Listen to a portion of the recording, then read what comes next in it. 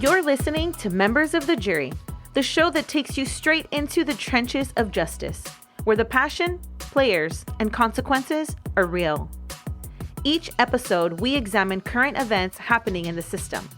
From the battles in courtrooms to the streets demanding reform, we bring those stories here to you, the members of the jury, because we aren't afraid to take it to the box.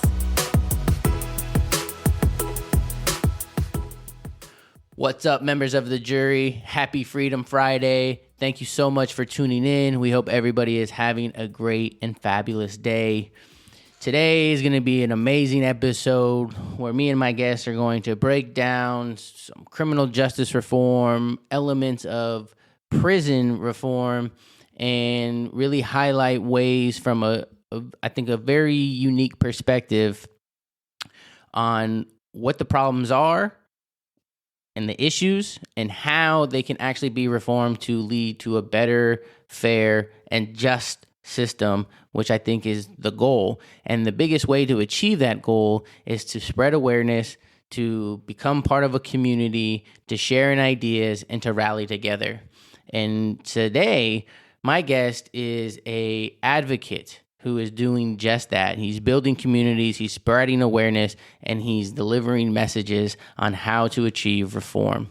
So, joining me today is David Abraham. David, please introduce yourself to the members of the jury.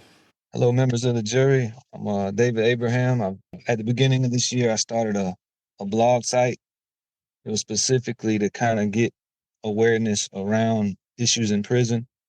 The idea of the blog site was to allow men and women in prison to voice not concerns so much as I really just wanted to show a humane side of men and women in prison and show that they're not someone that has just been locked up and that we have thrown away as a society, but rather that they are people and they still deal with life just like everyone else does.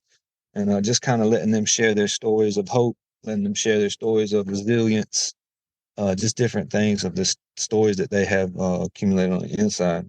So the reason that I got into that is because, I was locked up for 10 years myself, and I also have a nephew that is locked up with a life sentence. And so it weighs heavy on my heart to really see that the system is ran correctly. I think that really resonates with individuals as to how they could become involved in the system and become an advocate for.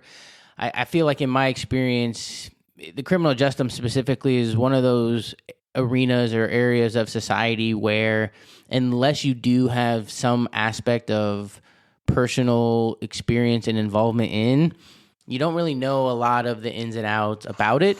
Or the problems that exist, and it's kind of like a out of sight, out of mind type of thing. And given what I do as a public defender, I'm, in the trenches of justice, and I see that time and time again. And so it was really important to me that I was able to connect. I had an opportunity to visit your blog, and I felt that it was such a great platform of ways for individuals to do exactly what you are seeking to do, which is bring more of a humanity-based recognition to those men and women who are currently incarcerated. It's going to be attached in the show notes. The name or the website for the blog is www.southeastprisonadvocate.com, and I really encourage everyone to go check it out. There's so many different blog posts from various individuals on various topics for the needs of areas of reform. And so, David, I just wanted to pick your brain and see, has the community grown to your surprise? Have you been shocked by the amount of people that you've been able to reach? Yeah, well, that's been a journey in itself, is learning that aspect of things, learning the online and learning how to get people driven to the site and all those things. But some of the articles go over really well. There's some of them that have had close to 800 views, and then there's some that might get 30 views. So it's just, and I'm not sure of the exact formula. I still haven't figured out the exact formula for how that works, but but yeah, it's cool to get a response, and people are able to join the website, like they're able to join as a member. So when we put out new articles, they'll get emails or whatever. So so yeah, it's been cool, and just to hear people's feedback, and not only did we create a website, I forgot to mention this earlier, but we also mailed these. We've actually made a mail list for these articles to go to men and women in prison. And so what we do is we make a newsletter every month, and we send out one of our articles, and we send it all over the country. And as our mail list grows, we just we keep growing that mail list, and send it to more guys. And then in turn they want to write in and stuff like that. So yeah, the community has grown a lot, and it at times it's hard to get people involved like I want them or whatever, but it's growing. It's all a learning process. So yeah, I've been happy with the growth. One of the interesting things that you had mentioned, which is kind of the difference, they're all part of the same community, but there's literally a difference between those who are incarcerated and those who are not. And how have you found that this blog site and these newsletters have allowed for those two communities to be more interactive? And has that, do you think, allowed for your message to humanize these individuals more, has been successful? Well, really, that's kind of something that I would like there to be more of. It's so far it's been really easy to find the group of individuals that have been affected by incarceration. So like when I say affected by incarceration, I don't just mean people that have been incarcerated, but also those that have had family members incarcerated, or have some connection to someone that's been incarcerated. So like it's easy to find those groups of people with the site, and with the articles and stuff.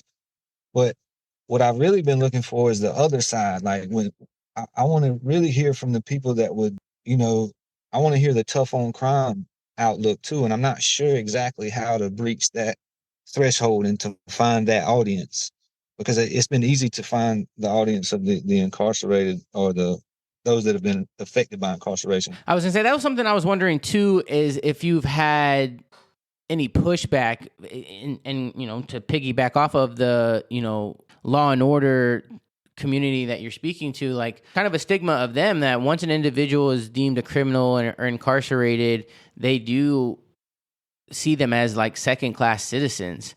And so how do you think you breach that defense mechanism of thinking individuals who have some type of conviction are less than, to show them that people are more than their worst moment? Well, my main thing with that is proximity. So proximity is the key to all fear. So like if someone thinks that these people are bad just because they're in prison, and they did something bad, so they're in prison, but they're not bad because they're in prison, if that makes any sense. But what I'm saying about that is that if the law and order people had an opportunity to sit side by side, or to have a conversation with the individuals that are incarcerated, then I think it would make all the difference. So really, to me, it's about creating relationships and dialogue with people from both sides of the fence, if that makes sense. To just because before there's conflict, we don't know what the problems are. We don't know where the heart issues are. We don't know how to address the problems if nobody's talking about the problem. So it's very important that proximity happens, that people come in contact, and that they start talking about these things, and figuring out. You have these different committees. You got the penology committees and stuff of different states, but the people on those committees rarely come into the prisons. So it's hard for people on the outside to see in. It's like there's an iron curtain around prisons, and that's what we're trying to break through. I think that's a great segue too, because I know one of the things that I had seen as a reoccurring theme in some of the blog posts and various comments was the need for, essentially, like you were alluding to, the outside oversight. Because where it seems to be some of the law and order community stops with that type of thinking is at the door of, sheriffs and correctional officers, because time and time again, we don't want to see them held accountable for when they are acting unlawfully and treating those who they are in the care and custody of, who they have the care and custody of, with violations of their rights. How do you think having outside oversight of prisons and just policing communities could have a positive reform?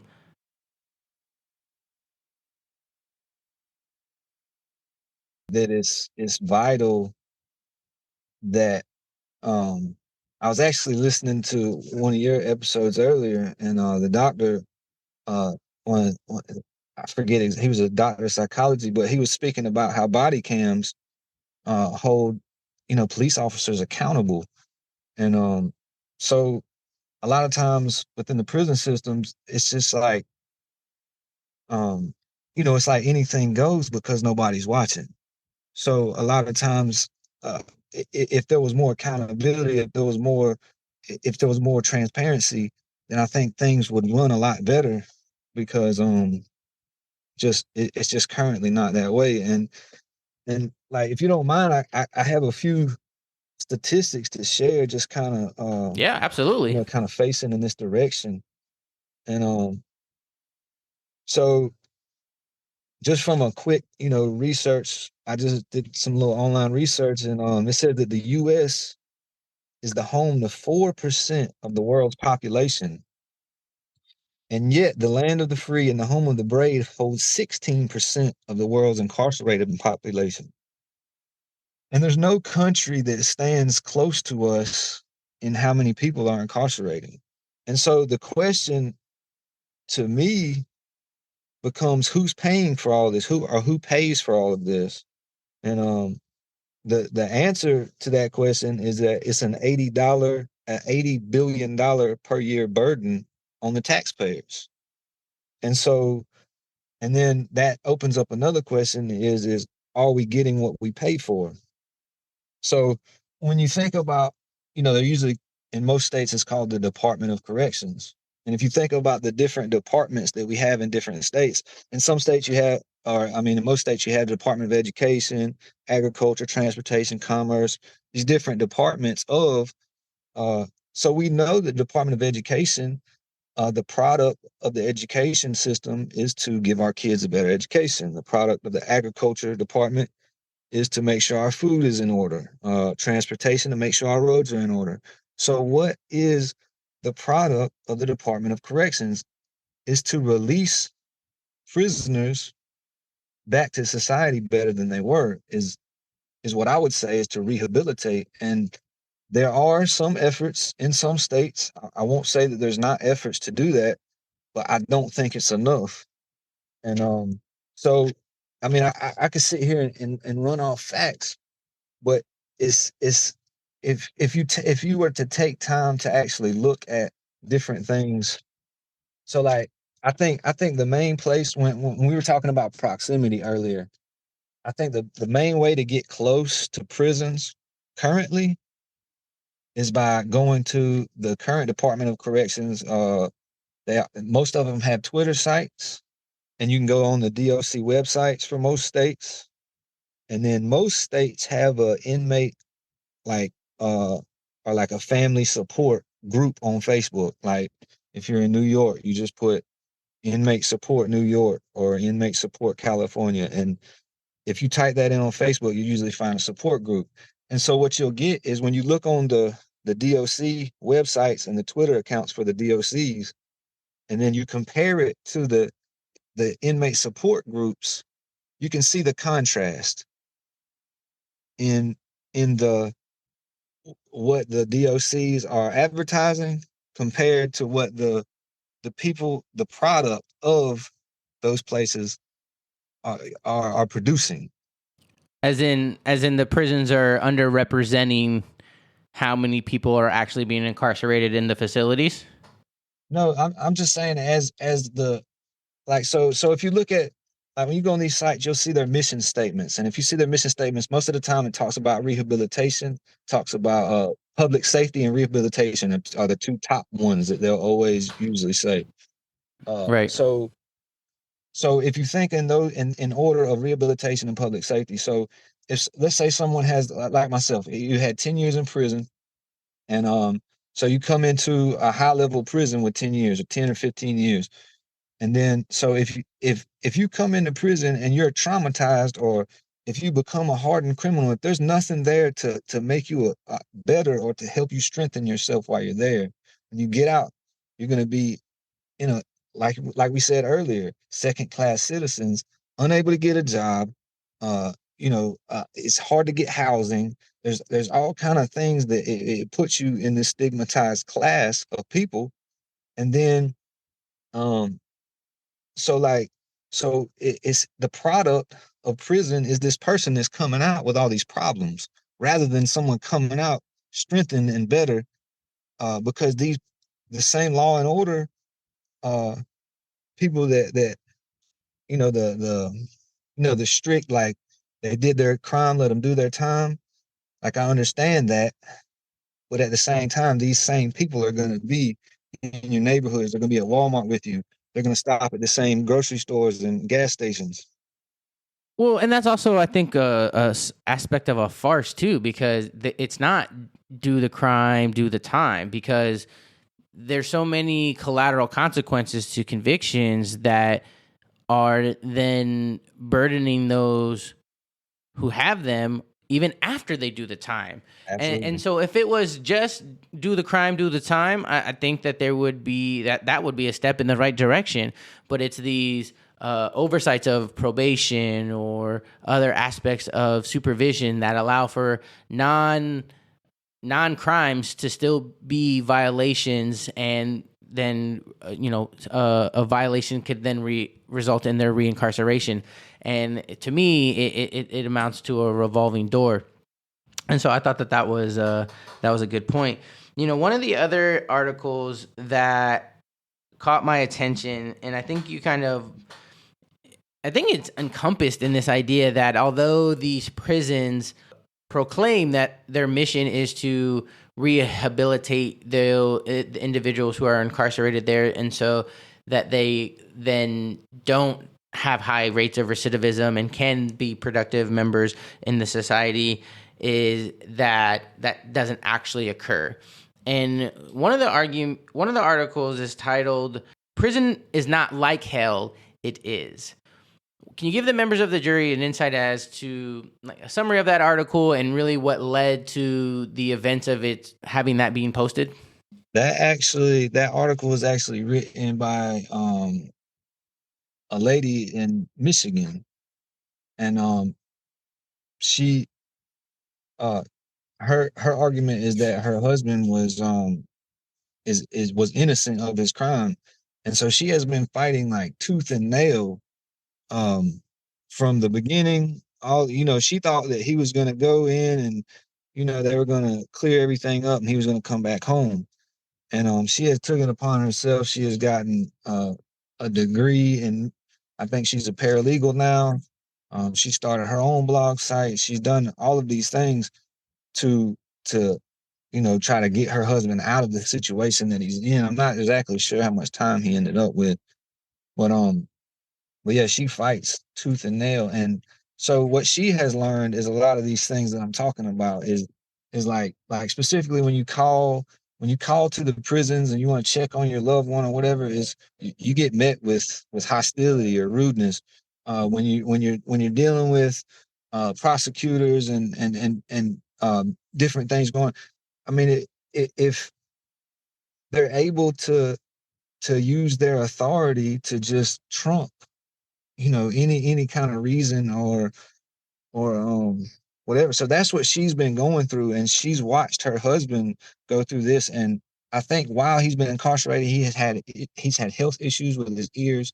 So that's the majority of what she is talking about is the things that he has experienced while he's been incarcerated and while she's been trying to fight to get him out. And there's two states that I like to pick on a lot about their prisons, and that's Alabama and Georgia. From all the research that I do, and different incarcerated people that I talk to, um, so Georgia and Alabama are probably the roughest environments. And if there is a hell on earth, I'm pretty sure it's either Alabama or Georgia prison. And what I was getting from that too is, especially for someone, I mean, a lot of the times we've talked about the stats before on the show, is that a good portion of those, especially in state facilities, are their pre-trial, and so they haven't even had a conviction yet, but they're still subject to the same type of conditions that individuals who have been convicted in. And I know that you pointed out Georgia. I know that there was some national attention that had happened on the Georgia prisons because, one, they were featured on the show 60 Days In, where I think it was unbeknownst to the production, they just objectively showed mold and lack of just basic hygiene functions at that facility. And then there was mold and leakage. And that's also, when we go back to don't do the crime if you don't want to do the time, it's like, okay, what kind of time are we talking about? Well, like, if it was just, if there was a level of humanity to the time, then okay, we can have that conversation. But nobody, regardless of a conviction, should have to do time even after a conviction in certain inhumane conditions. I mean, I really think and surprised that there aren't more Eighth Amendment like arguments there as far as being cruel and unusual. I think that it's because it's so much often attached to like death penalty modalities and ways in which executions apply, that it can't dare to be looked at just as far as like, oh, well, it could be a violation when you're put in these facilities that aren't up to par. Do you think gaining enough attention and awareness actually has a chance of creating, better standards for these facilities? Well, I guess that's kind of to be determined, I mean, it's almost, to me, if you almost have to ignore it. You have to, like, you can't look at it and say it's humane. It's impossible. Um, and just to kind of drive that point home, um, there's a there's a site on Facebook. Um, it's called Civil Rights Coalition of Georgia, or no, Human and Civil Rights Coalition of Georgia. And you can look at their site, and they have all kind of footage from the inside of Georgia.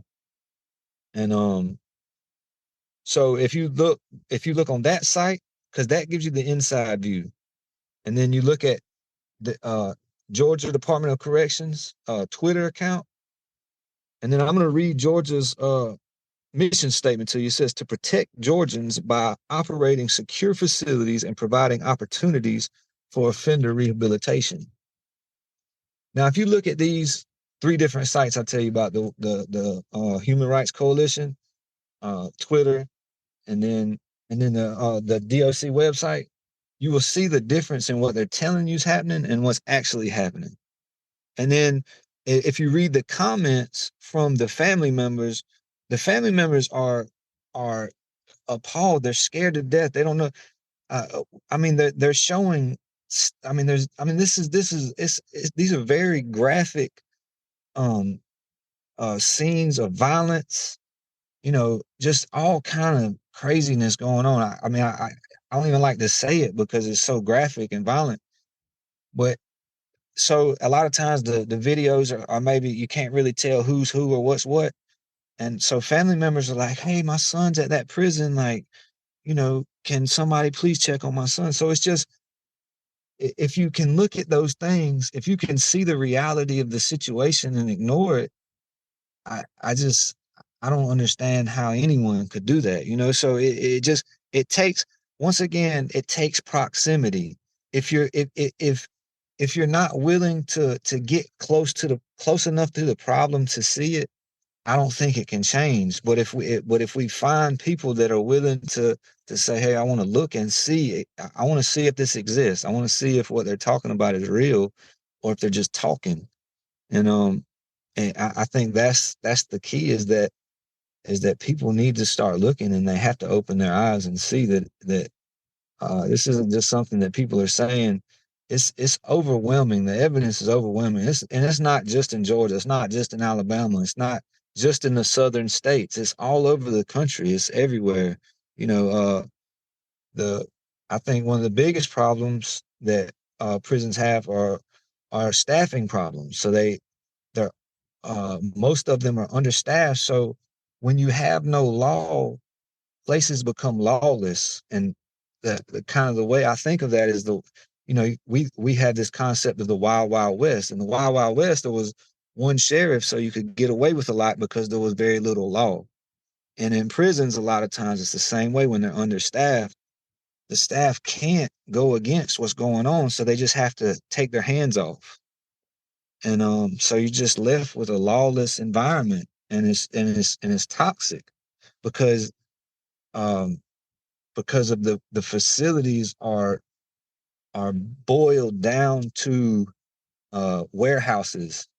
Because a lot of the facilities, you can look at them and see that uh, rec fields aren't open anymore. It's mostly locked down. Like, there's a lot of things that you think of in prison, weight yards and push up uh, contests or whatever. Like, people working out and everybody on the yard. Those things are really rare. Those are things that are seen as almost as privileges now, resources anymore, because they've been stigmatized from them, or those things have been taken away or done away with.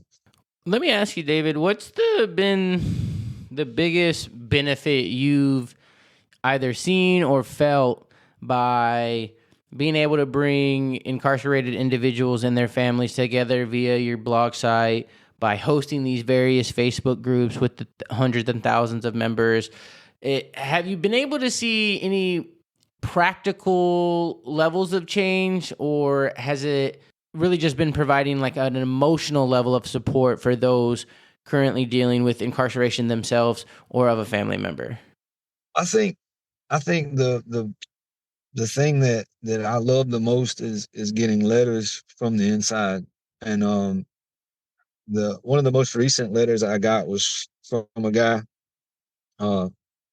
He's in South Carolina Department of Corrections, and he's currently in lockup there.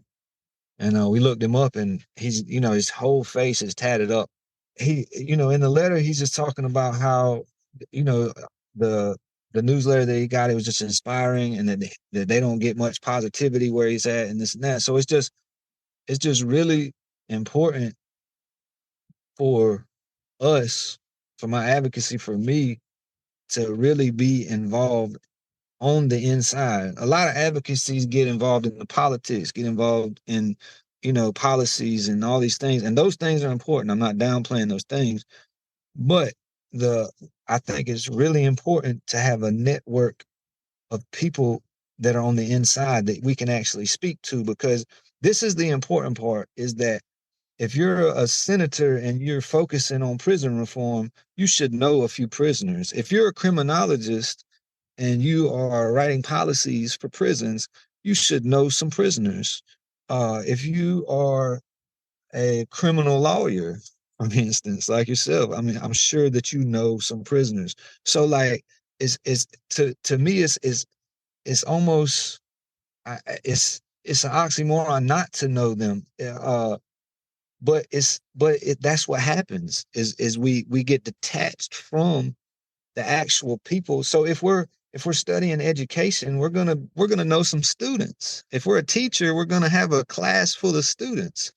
So how can I be a criminologist if I don't have a group of prisoners, of people that are actually affected by my policies, that I can speak to? It doesn't make sense.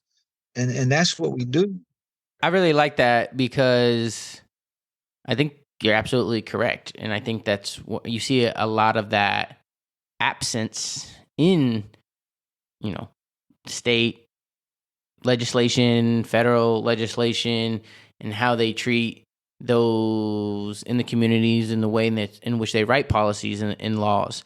and very little. And again, it's like, why would we have a former, to them, I'm imagining, it's like, why would we have a former incarcerated individual give us any kind of input? That person is less than. And I think because of what I do, and because I have, like you've been talking about this whole episode, that proximity, and again, I mean, the subliminal message is really like what you're doing is amplifying that proximity. You are creating a bigger range of accessibility to individuals who then can relate, and it is with that comes the community for reform. Because if you can't reach people without that proximity, and the design of prison is to keep those inside, not only there, but physically, but I think it's also then designed to like excommunicate them from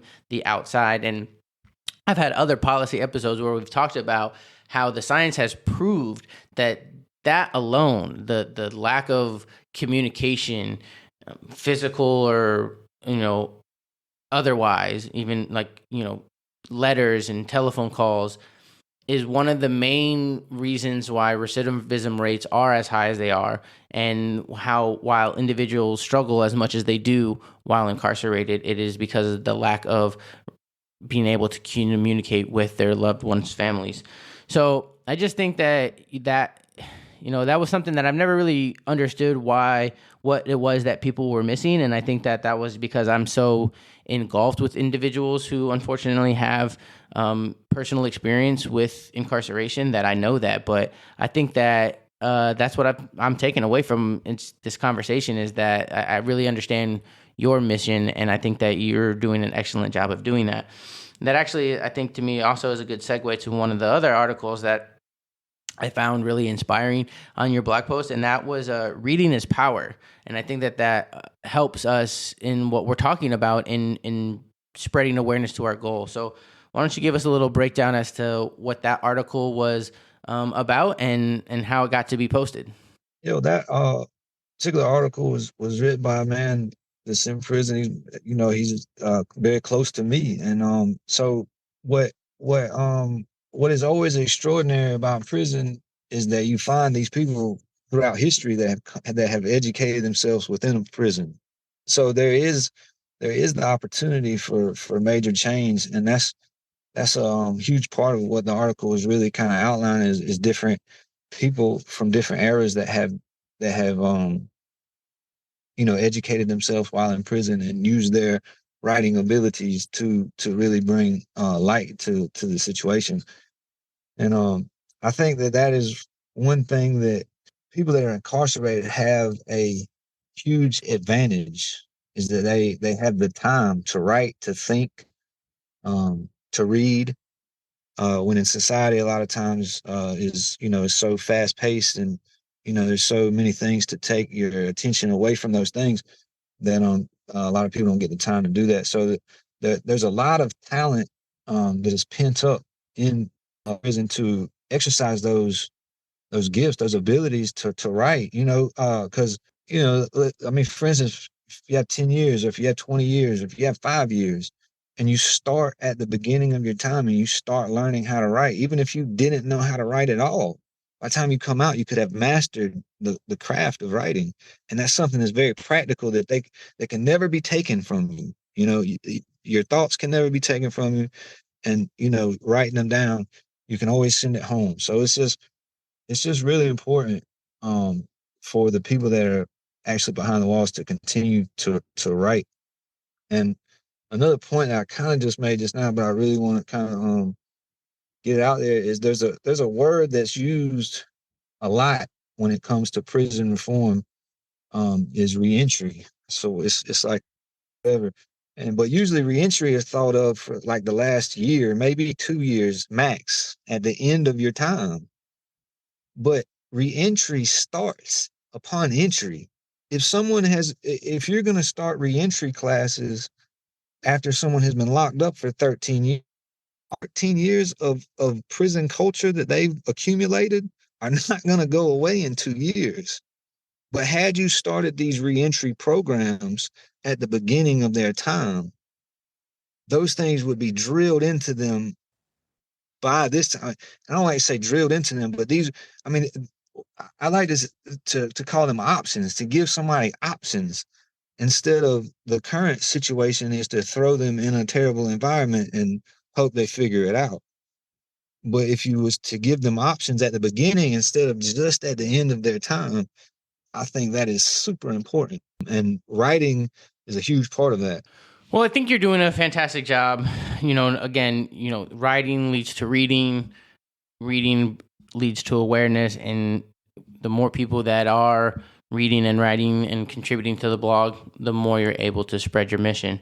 And so I just thought that was great. And again, too, I think education is a huge key to lowering recidivism, giving people alternative options on decision making, and just creating a better situation for themselves. And again, I think you're providing an excellent resource for them to do that.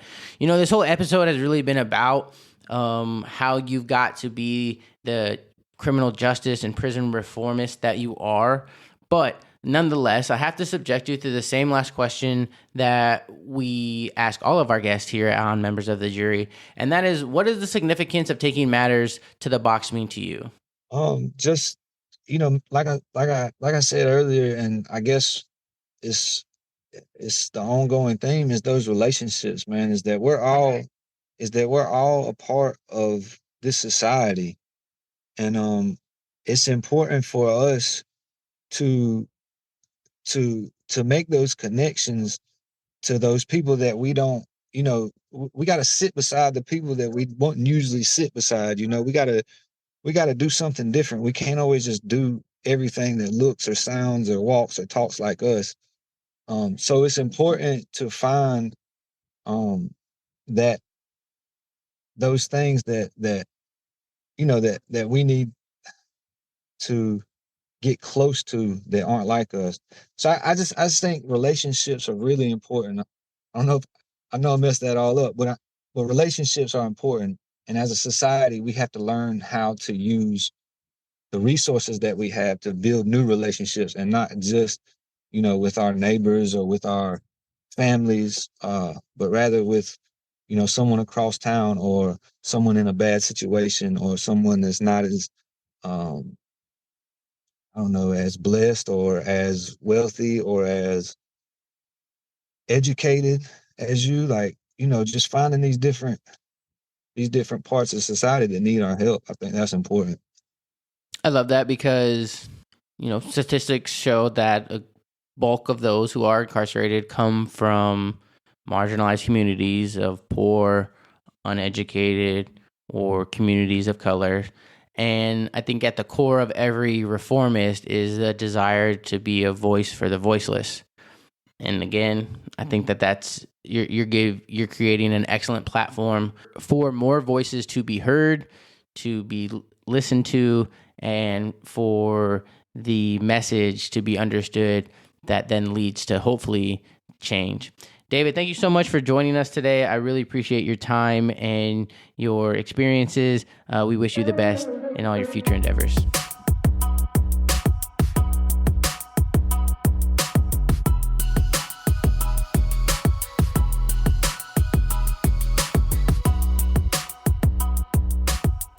Well, members of the jury, that's our show, and I rest my case. Be sure to come back next episode as we take another matter to the box.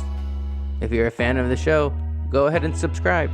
You can also find us on social media at Members of the Jury. If you want to be a guest or have any feedback, be sure to email us at lhursty@membersofthejurypod.com.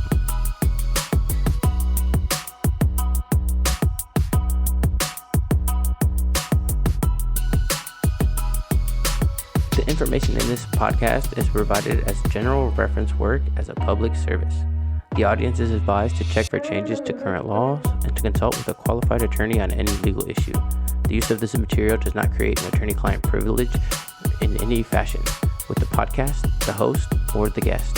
This information is for educational purposes only, and no one affiliated with the podcast may be held liable for any decision made based on this information.